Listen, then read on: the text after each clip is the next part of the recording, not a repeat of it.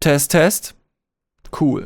I recently dropped a short video in which I referenced a reel of Paper Skies, who is the dude who made Chroma, by the way.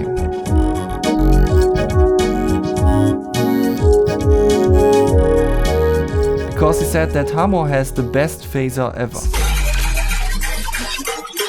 Harmor has like the best phaser of all time. In my reaction reel I agreed that it's the best phaser ever and added that I believe it's because Harmor's phaser is technically not a phaser, but just a DSP process that takes all of the partials of this additive synth and carves holes into them in cool patterns.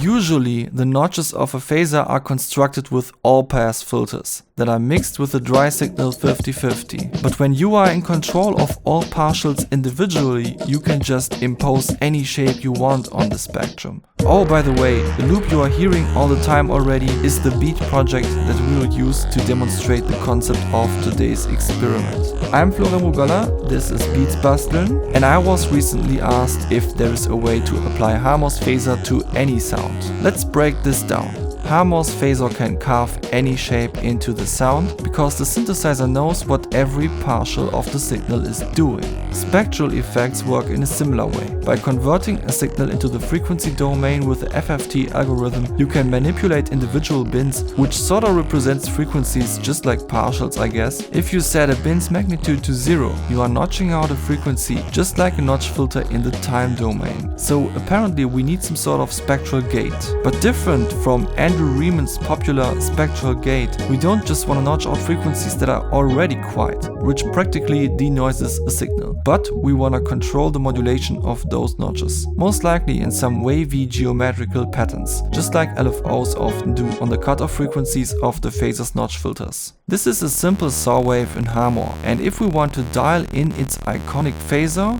we can just do this and wow, nice sound.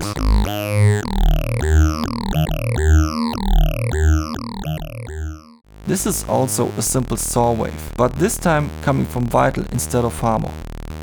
Now, when I activate this instance of Phasis, a phaser by Native Instruments that I really like, you can hear it notches out some of the aggressive partials of the raw saw wave, and thus makes it breathe in a pleasant way. I also automated the spread parameter to make it move even more, almost like it's some sort of Foreman shifter. I love this sound, but I gotta say it's getting pretty repetitive after a while. I'm not talking about this loop specifically, but more like I'm using this plugin as my default phaser for many years now. And it's kind of always the same sort of modulation, and that's why I feel like it's time to try different methods. Not too different methods though, considering that I can use tools that I already used. Digitalis is much more than a spectral gate, but I'm mostly using it for the data module, which is essentially a spectral gate with cool extra features. For example, you can let an image be interpreted as a spectral gate, and some of the image presets are perfect for replacing phasers, like this wavy geometrical modulation pattern. Also, you can tweak pitch and form and shift to create new textures.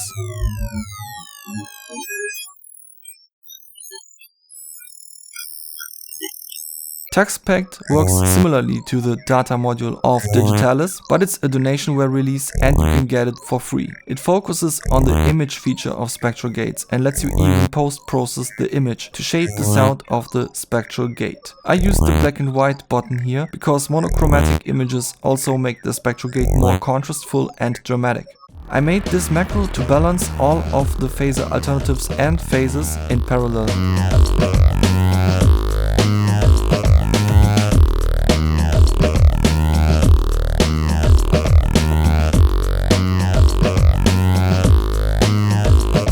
I think they sound good together.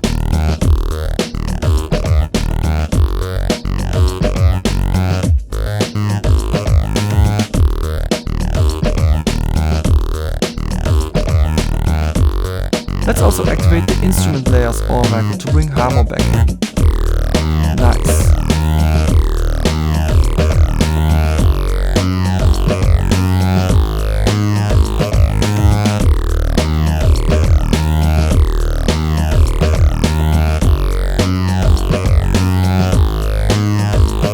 I also made this post-processing chain, which layers the dry signal with the fast distortion plugin Fastboy to make it scream some more. going into Waves Factory Spectral for tonal character shaping, and then Spectral Gate for further denoising and pre-ringing blue. And then the multiband split sidechain compression for the kick.